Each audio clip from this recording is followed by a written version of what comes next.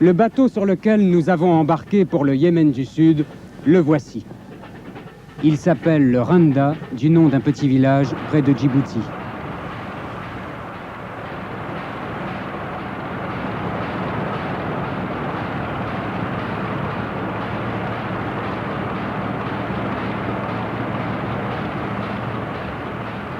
Lundi, 14 h, les côtes de la capitale s'éloignent. Notre vieux rafio emmène les raiders et les voitures en direction du golfe d'Aden.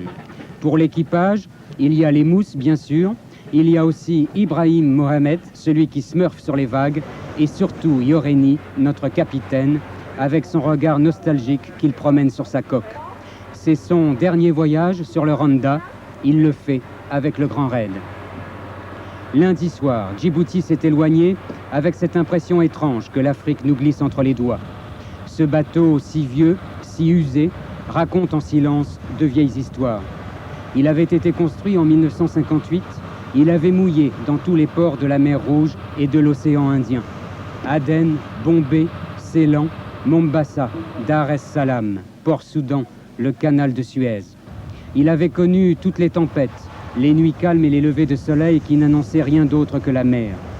En rêvant encore un peu plus loin, nous nous sommes mis à imaginer quelques menus trafics, des ventes en secret, des abordages clandestins. Ce soir-là, c'était un peu à nous d'embellir la légende du Randa en y ajoutant quelques pirates et des histoires de billets, de cates et de whisky.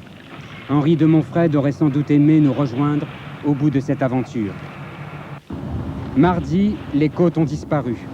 Devant nous, derrière nous, de chaque côté, la mer. La mer qui s'est un peu agitée et qui fait danser le bateau avec une régularité déconcertante. Parmi les raiders, il y a ceux qui trompent le temps. Gauthier Fleury ne photographie plus, il dessine. Alexandre Beauchâté ne cherche plus Rakam Legoum, Robert Bourgoin va se recoucher, et Rakam Legoum, que nous avons fini par retrouver entre-temps, lui photographie. Et puis il y a les autres que la mer bouscule un peu. Guylaine qui préfère les tonneaux au rouleau et qui tourne le dos à la mer. Les spaghettis de midi pèsent un peu lourd. Jean-Pierre qui regrette les pistes et son camion. Et puis Benoît qui a lâché sa caméra pour quelques heures. C'est le concert du silence avec le même air entendu, le nez qui respire à fond et les yeux accrochés à l'horizon. Même chez les mousses, rien ne va plus. Et pour le service après-vente, veuillez consulter Monsieur Roland Théron. Ça fait 30 heures qu'on est en traversée là. Alors je l'explique pas, mais il y en a qui sont malades quand même. Tout le monde supporte pas la mer comme ça, c'est pas si facile. Alors je suis obligé de nettoyer le pont, c'est vraiment horrible. Le bateau est gros quand même, on n'a pas fini.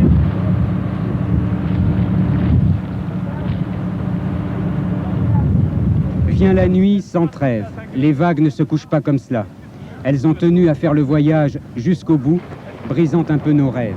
Le Yémen est encore loin. Mercredi matin, 7 h. Cette fois, nous y sommes. Devant nous, les côtes du Yémen du Sud. Nous sommes à 8000 d'Aden. Par radio, le capitaine prend contact avec les autorités du port pour pénétrer dans les eaux territoriales sud-yéménites.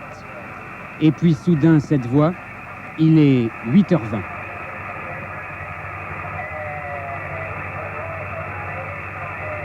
Vous ne pouvez pas entrer à Aden, vous n'avez pas de permission spéciale pour cela. C'est le commandant du port d'Aden en personne qui vous parle. Faites demi-tour sur Djibouti et allez consulter notre ambassade là-bas.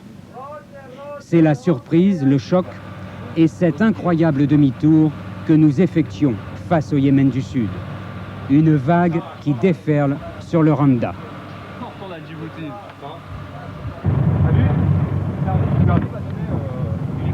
Les côtes, elles sont de l'autre côté maintenant. On fait demi-tour, on repart à Djibouti. Ils ont refusé l'entrée. Il y a Pierre qui vient d'appeler à la radio aussi.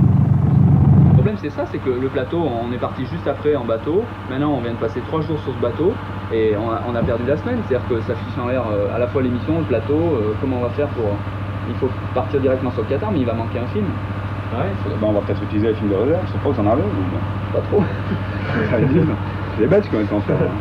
Ouais, non, il y a un problème. Ou alors on va tourner un film en catastrophe à Djibouti. Ouais, mais c'est ça, mais films. là je pense que ce sera assez dur parce qu'on a déjà fait 5 films. À Djibouti, on a eu des problèmes avec les gens, ils voulaient pas qu'on filme ça et tout. Puis on revient là-bas à Djibouti, puis il faut qu'on en fasse 5. Ouais, moi je Alors là, je pense pas qu'ils vont être très contents. Notre déception est grande et chacun de penser à ce pays qu'on avait imaginé mystérieux et lointain. Le Yémen du Sud, démocratique et populaire. L'activité du port d'Aden, les salaires importants que les ouvriers yéménites partis travailler dans le golfe Persique, rapatriés chez eux. Et puis, bien entendu, cette base soviétique à l'entrée de la mer Rouge.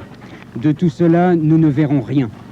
Nos rêves se sont évanouis dans la soirée de mercredi, alors que le Randa faisait route à nouveau vers Djibouti. Et dans la tête des raideurs, il y avait, comme le goût amer, des choses inachevées. C'est la première fois que le grand raid fait demi-tour, et pendant de longues heures, nous n'avons pu nous échapper de cette impasse. Les raideurs n'aiment pas cela. Jeudi matin, de nouveau la rade de Djibouti. Le bateau a mis du temps pour revenir, il était trop léger, et l'hélice sortait par-dessus les vagues de temps en temps. 3 jours ont passé, tous semblables, sans point de repère. Si ce n'est Aden devant, puis Aden derrière, comme il y avait eu Djibouti derrière, et comme il y a maintenant Djibouti devant. Avec la nostalgie des choses déjà vues, et notre place, qui n'est plus vraiment la nôtre. À nouveau le déchargement des voitures après plusieurs heures d'attente, et la déception de revenir en arrière. C'est assez incroyable parce qu'on les a chargés il y a 4 jours disons à peine, et puis là on les décharge au même endroit à Djibouti. Alors moi je trouve ça assez incroyable, c'est une perte de temps. Bon, on s'est fait refuser l'entrée au Yémen et maintenant on perd du temps à charger et décharger. En plus ça fait 2 jours qu'on attend la grue et il faut qu'on ait terminé notre film pour demain soir. Alors c'est un peu juste quand même. C'est l'impression de recul, c'est l'impression de ne pas avoir avancé, c'est l'impression de rester sur place. Ces images sont dédiées à notre capitaine Yoreni, dont c'était le dernier voyage sur le Randa et le premier demi-tour dans sa vie de marin. Merci de l'avoir fait avec le sourire. On va pas rester l'année quand même. Pour toi, c'est la première fois. C'est la première fois. Parce que c'est, je charge, je pars, j'arrive, je rentre, je sors. C'est la première fois. Jamais de problème. Il a fallu faire comme son grand. Grâce à nous. Non, il n'a pas dit ça. Qu'est-ce que tu nous as dit l'autre soir? C'est les choses de la vie. Ça, oui, c'est l'expérience.